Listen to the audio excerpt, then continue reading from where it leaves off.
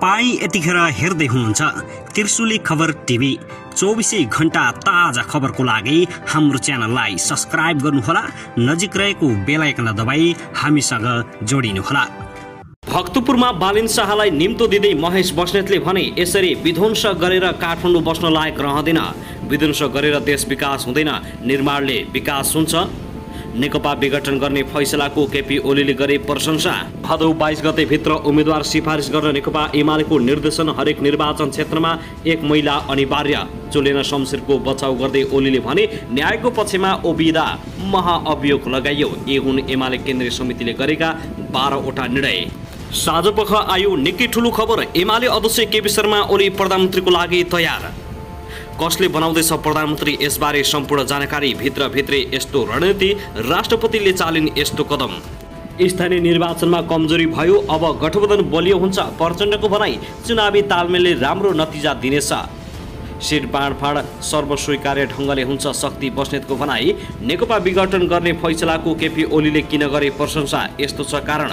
Seat बाँडफाँडमा कुनै समस्या छैन, हाम्रो पार्टीको तर्फबाट भावी प्रधानमन्त्री प्रचण्ड नै हो। माओवादी नेता वर्षमान पुनको भनाई स्थानीय तहभन्दा संघ प्रदेशमा बलियो तालमेल हुने माओवादीको तयारी। प्रचण्डको दाबी देशलाई दुर्घटनाबाट बचाउन गठबन्धन आवश्यक छ। र भोलि आइतबार राष्ट्रिय सभाको बैठक बस्ने, यस्ता छन् सम्भावित कार्यसूची। नागरिकता विधेयकबारे के होला? एमाले केन्द्रीय सदस्यलाई 5 तारे होटलमा ओलीले रात्रिभोज दिँदै। राष्ट्रपति भण्डारी प्रमाणीकरण नगर्ने मुडमा, सेना परिचालन गर्न बाध्य हुने। अब हेर्नुहोस् पुरा समाचार।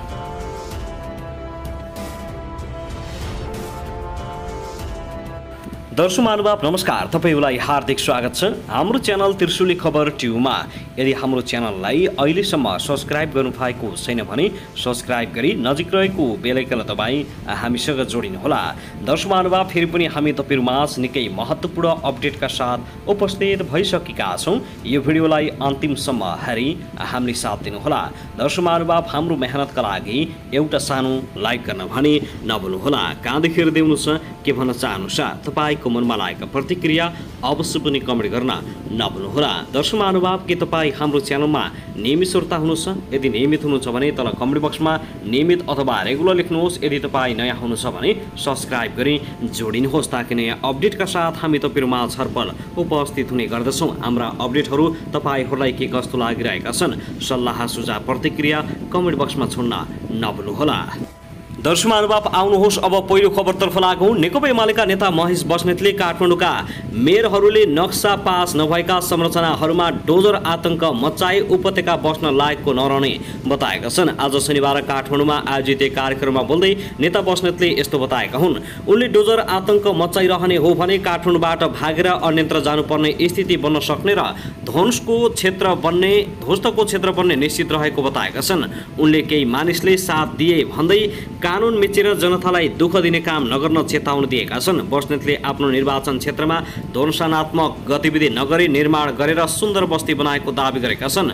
उनले निर्माणबाट नै सुन्दरता ल्याउन सकिन्छ भन्ने कुरा हेर्नका लागि आफ्नो निर्वाचन क्षेत्रमा जान काठमाडौँ महानगरपालिकाका मेयर बालेन्द्र शाहलाई आग्रह गरेका छन्। नेता बस्नेतले संविधानमा 2 पटक भन्दा बढी प्रधानमन्त्री वा सांसद हुन नपाउने गरी व्यवस्था गर्न माग गरेका छन्। उनले प्रत्यक्ष निर्वाचित सांसद र मन्त्रीहरू कतिपटक हुने भन्ने नीति नै निर्माण गरेर जाने आह्वान गरेका छन्। नेता बस्नेतले समानुपातिक तर्फ अनिश्चितकालसम्म अवसर दिने कुरा राम्रो नभएको जिकिर गरेका छन्। नेता बस्नेतले संक्रमणकालीन न्याय सम्बन्धी विधेयक पीडक मैत्री बनाउन खोजेको समेत आरोप लगाएका छन्। उनले नेकपा एमाले अहिले पनि कमजोर नरहेको भन्दै निर्वाचनमा प्रत्यक्षतर्फ नै 70 भन्दा बढी सिट जित्ने ठकुवा गरेका छन्। दर्शक महानुभाव, त्यसैगरी राष्ट्रिय सभाको बैठक भोलि आइतबार बस्ने भएको छ। संघीय संसद सचिवालयले आइतबारका लागि तय भएको बैठकको सम्भावित कार्यसूची सार्वजनिक गरेको छ। बैठकमा राष्ट्रिय सभाका सचिव राजेन्द्र फुयालले राष्ट्रपतिबाट पुनर्विचारका लागि फिर्ता पठाएको नागरिकता विधेयकका सम्बन्धमा राष्ट्रपति कार्यालयबाट प्राप्त पत्रको बेहोरा जानकारी गराउनेछन्। त्यस्तै सचिव फुयालले नै प्रतिनिधि सभामा उत्पत्ति भई सो सभाबाट पारित भएका बीमा विधेयक 2075, पशु स्वास्थ्य तथा पशु सेवा परिषद विधेयक 2076, सार्वजनिक ऋण व्यवस्थापन विधेयक 2076 सम्बन्धी प्रतिनिधि सभाबाट प्राप्त सन्देश र राष्ट्रिय सभाले पारित गरी प्रतिनिधि सभामा पठाएको शहरी क्षेत्र सार्वजनिक यातायात व्यवस्थापन प्राधिकरण विधेयक 2076 लाई प्रतिनिधि सभाले संशोधनसहित फिर्ता पठाएको सन्देश सभा समक्ष टेबल गर्ने कार्यसूची रहेको छ। त्यस्तै राष्ट्रिय सभाले पारित गरी सन्देशसहित प्रतिनिधि सभामा पठाइएका शपथ सम्बन्धी विधेयक 2078, तथ्याङ्क विधेयक 2076, स्ट्यान्डर्ड नाप र तौल 5औं संशोधन विधेयक 2076 र प्रत्यायन विधेयक 2076 का बारेमा प्रतिनिधि सभाबाट प्राप्त सन्देशको जानकारी गराउने कार्यसूची रहेको छ। दर्शक महानुभाव, त्यसैगरी राष्ट्रिय स्वतन्त्र पार्टीका अध्यक्ष रवि लामिछानेले केही वर्ष पहिले टिभी कार्यक्रममा भनेको विवादस्पद भनाइको स्पष्टीकरण दिएका छन्। आज शनिबार सो पार्टीले खुला मञ्चमा गरेको कार्यक्रममा बोल्दै उनले कोरोना कालमा औषधिमा पनि भ्रष्टाचार गरेको प्रसङ्गमा लाज नपचेका नकचराहरूलाई टुडी खेलमा राखेर उडेर घुमेर हान्नुपर्ने, त्यो पनि नाकको डाँडी भाँच्ने गरी भन्ने अभिव्यक्ति दिएको बताएका छन्।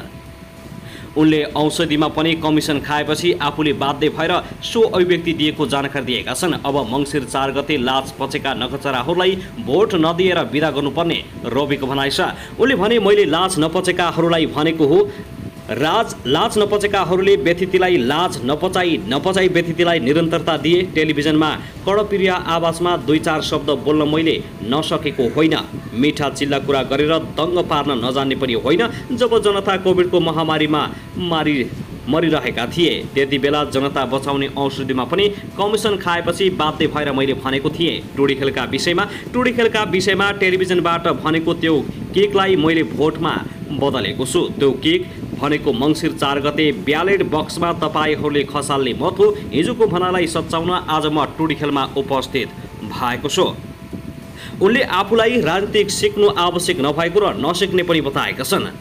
उनले झमझम पानी परेको बेला बाटो पेज गर्नु हुँदैन भन्ने थाहा हुँदाहुँदै पेज गरिन्छ भने त्यसका लागि आफूलाई राजनीति सिक्न आवश्यक नभएको बताएका छन्। उनले अस्पताल सुधार गर्नु पर्यो भने कोही अगाडि नबढ्ने, तर अस्पतालका लागि उपकरण खरिद गर्नु पर्यो सबै अगाडि बढ्ने गरेको आरोप लगाएका छन्। यो देशलाई कसले कङ्गाल बनायो भन्ने सबैलाई थाहा भएको बताउँदै उनीहरूका बारेमा कसैले चुइक्क नबोल्ने गरेको पनि बताएका छन्। उनले आफू टेलिभिजनको स्क्रिन छोडेर राजनीतिक फोहोर सफा गर्न आएको चेतावनी दिएका छन्।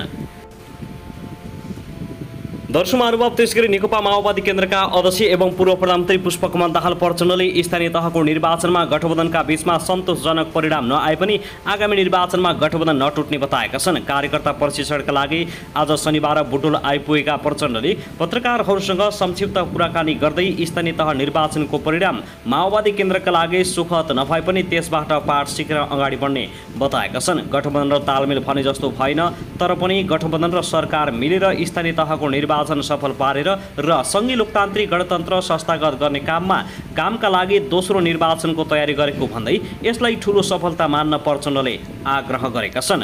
यो गठबन्धन देशलाई ठूलो दुर्घटनाबाट बचाएको गठबन्धन हो। देश बचाउनेमा गठबन्धनको भूमिका ठूलो रहेको छ। तसर्थ स्थानीय तहको निर्वाचन परिणाम हेरे भन्दा पनि त्यसबाट शिक्षा लिएर अगाडि बढ्ने हो। सत्ता गठबन्धनको प्रमुख घटक माओवादी केन्द्रका अध्यक्ष प्रचण्डले भनेका छन्, हामीले स्थानीय तह निर्वाचनमा भएको परिणाम लिएर प्रदेश र सङ्घको निर्वाचनमा राम्रो गर्दैछौँ। यसअघि प्रचण्डले लुम्बिनी प्रदेशका अगुवा कार्यकर्तालाई आगामी निर्वाचनको तयारीबारे प्रशिक्षण मन्तव्य दिएका थिए। साथै नेकपा एकता अभियानलाई माओवादी केन्द्रमा लगेर बिसाएका एमालेका पूर्व उपाध्यक्ष तथा वरिष्ठ वामपन्थी नेता वामदेव गौतमको रहर पूरा गर्ने जिम्मेवारी अब माओवादीको काँधमा पुगेको छ। माओवादीको चिन्हबाट चुनाव लड्ने इच्छा गरेका गौतम हाल राष्ट्रपतिबाट मनोनित राष्ट्रिय सभाका सांसद छन्। 6 वर्षका लागि मन्त्री परिषदको सिफारिसमा राष्ट्रिय सभा सदस्य बनेका गौतम 2 वर्ष नपुग्दै माओवादीबाट प्रतिनिधि सभा चुनाव लड्ने तयारीमा जुटेका छन्। बर्दियाबाट 2074 सालमा वाम गठबन्धनको बलियो उम्मेद्वार बनेर पनि पराजित भएका गौतमले यसपटक 7 दलीय गठबन्धनको बलमा प्युठानबाट चुनाव लड्ने घोषणा गरेका छन्। जबकि गठबन्धनको मापदण्ड अनुसार प्युठानको सिट राष्ट्रिय जनमोर्चाले पाउनेछ। राष्ट्रिय जनमोर्चाकी दुर्गा पौडेल प्युठानबाट वाम गठबन्धनको उम्मेदवारी भएर निर्वाचित हुन्। 2048 सालदेखि सबै चुनाव बर्दियाबाट लडेका गौतम 2070मा बर्दिया र प्युठान दुवै क्षेत्रबाट लडेर जितेका थिए। त्यसपछि उनी फेरि बर्दियामै फर्किएका थिए। गौतम पुनः प्युठान फर्किन लागेपछि गठबन्धनमै तीव्र विरोध भएको छ। राष्ट्रिय जनमोर्चाका सचिव तथा गठबन्धन कार्यदलका सदस्य हेमलाल पुरीले गौतमको राजनीतिक नै औचित्यहीन रहेको भन्दै उनले प्युठान दाबी गर्नुको उद्देश्य बुझ्न नसकेको बताएका छन्। यता गठबन्धनभित्र पनि गौतमको चुनाव क्षेत्रबारे चर्चा चलेको छ। उनी राष्ट्रिय सभा सदस्य छाडेर चुनाव लड्न खोजेपछि व्यवस्थापनको दायित्व प्रचण्डको काँधमा पुगेको छ। प्रचण्डले एकातिर गठबन्धनमा राष्ट्रिय जनमोर्चालाई मिलाउनु पर्नेछ भने अर्कोतर्फ त्यसबापत राष्ट्रिय जनमोर्चालाई अर्को सिट खोज्दा काङ्ग्रेस मिलाउनु पर्नेछ। गठबन्धनका एक नेताका अनुसार मोहन विक्रम सिंहसँगै कुरा गरेर वामदेव र दुर्गा पौडेलको कुर्सी विनिमय गर्ने सम्भावना बढी छ। 84 कटिसकेका वयोवृद्ध नेता सिंहको घर चलाउनका लागि पनि दुर्गा पौडेललाई सांसद बनाउनु पर्ने बाध्यता नेकपा मसालको रहेको छ। यसपटक दुर्गालाई वामदेवको ठाउँमा राष्ट्रिय सभा सदस्यमा मनोनित गर्ने र उनको ठाउँमा वामदेव गौतमलाई टिकट दिएर प्युठान पठाइने सम्भावना बढिरहेको देखिएको छ। दर्शक महानुभाव, त्यसैगरी नेकपा एमालेको केन्द्रीय कमिटी बैठकले अध्यक्ष केपी शर्मा ओलीलाई भावी प्रधानमन्त्रीको रूपमा अगाडि सारेर निर्वाचनमा जाने घोषणा गरेको छ। ललितपुरको च्यासलमा शुक्रबार र आज शनिबार बसेको केन्द्रीय कमिटी बैठकले आगामी मङ्सिर 4 गते हुने प्रदेश र प्रतिनिधि सभाको निर्वाचनमा ओलीलाई प्रधानमन्त्री उम्मेद्वारको रूपमा अगाडि सार्ने निर्णय गरेको केन्द्रीय सदस्य किरण गुरुङले जानकारी दिएका छन्। त्यसैगरी अध्यक्ष ओलीको नेतृत्वमा एकल बहुमतको सरकार निर्माण गर्ने गरी चुनावी अभियान सञ्चालन गर्ने पनि निर्णय गरेको एमालेले जनाएको छ। बैठकले अध्यक्ष ओलीको राजनीतिक प्रतिवेदन सुझाव सहित पारित गरेको छ। केन्द्रीय कमिटी बैठकले उम्मेद्वारको सिफारिस प्रक्रिया पनि तय गरेको छ। यसैबीच अघिल्लो निर्वाचनमा समानुपातिक तर्फ निर्वाचित बनेका नेताहरूलाई यसपटक दोहोऱ्याएर समानुपातिक उम्मेद्वार नबनाउने पनि एमालेले निर्णय गरेको हो। निर्वाचनको उम्मेद्वारको सिफारिस गर्दा जिल्लाको सम्बन्धित प्रतिनिधि सभा निर्वाचन क्षेत्र समन्वय कमिटीको बैठकले प्रतिनिधि सभा सदस्यको उम्मेद्वार सिफारिस गर्ने एउटा मात्र निर्वाचन क्षेत्र रहेका जिल्लाहरूले जिल्ला कमिटीको बैठकबाट उम्मेद्वार सिफारिस गर्ने मापदण्ड तय गरिएको छ। प्रदेश सभा सदस्यको उम्मेद्वार सिफारिस पनि सोही बमोजिम सम्बन्धित निर्वाचन क्षेत्र समन्वय कमिटीको बैठकले गर्ने गरिएको सिफारिसमा सम्बन्धित जिल्ला कमिटी र प्रदेश कमिटीले आफ्नो अन्य राय भए सो समेत उल्लेख गरेर सिफारिस गर्ने भनिएको छ। त्यसरी भएको सिफारिसमाथि अन्तिम निर्णय केन्द्रले गर्ने तय गरिएको छ। प्रत्येक निर्वाचन क्षेत्रबाट तोकिएको मापदण्ड पूरा गरेका कम्तीमा 1 जना महिलासहित 3 जना उम्मेद्वारको नाम सिफारिस गर्ने मापदण्ड एमालेले बनाएको छ। साथै नेकपा एमालेका अध्यक्ष केपी शर्मा ओलीले पार्टीका केन्द्रीय सदस्यहरूलाई 5 तारे होटल एभरेस्टमा रात्रिभोजको आयोजना गरेका छन्। आज शनिबार सम्पन्न केन्द्रीय कमिटीको बैठकमा सहभागीहरूलाई अध्यक्ष ओलीले रात्रिभोजको आयोजना गरेका हुन्। बैठकमै अध्यक्ष ओलीले 30 को अवसरमा रात्रिभोज आयोजना गरिएको जानकारी गराएका छन्।